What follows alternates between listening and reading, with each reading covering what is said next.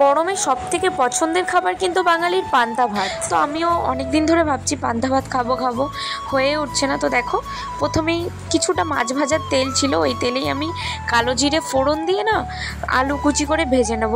আর তোমাদের আগের ভিডিওতেও বলেছি কড়াই দেখে ভয় পাওয়ার কিচ্ছু নেই। এই কড়াইটা লোহার কড়াই, তো মাঝখানটায় ঘষতে ঘষতে এটার ইয়ে হয়ে গেছে, নয়তো এটা পুরোটাই আমার কালো করার ইচ্ছা আছে। আর এই কড়াইয়ে না খুব সুন্দর মানে ভাজা টাজা করা যায়, তেল কম লাগে। তো দেখো আলু ভেজে নিলাম, এরপরে আমি পেঁয়াজ কুচিয়ে নিয়েছি, পেঁয়াজি করব আর একটু আলু ভাজা। মানে অনেক দিন পর পান্তা ভাত খাচ্ছি, একটু সুন্দর করে খাওয়ার ইচ্ছা হচ্ছে।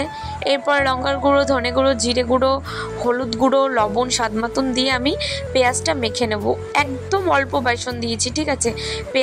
পেঁয়াজের পরিমাণটা বেশি রেখেছি, বেসন না দেওয়ার মতন করে দিয়েছি।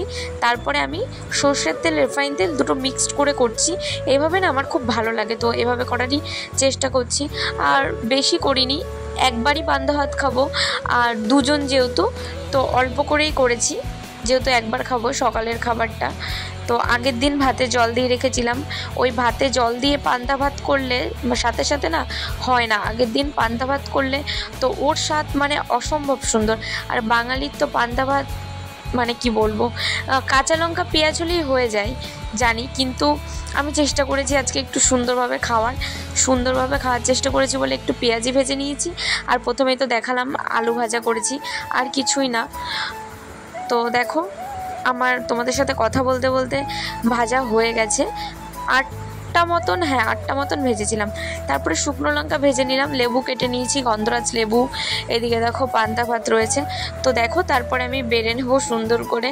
প্রথমেই ভাতটা দিয়ে দিলাম। গরমে সত্যি বলছি এটা খাওয়ার পরেও অনেক তৃপ্তি পাওয়া যায়, প্রচুর তৃপ্তি পাওয়া যায়। তো আজকের ভিডিওটা এ অবধি। Thanks for watching.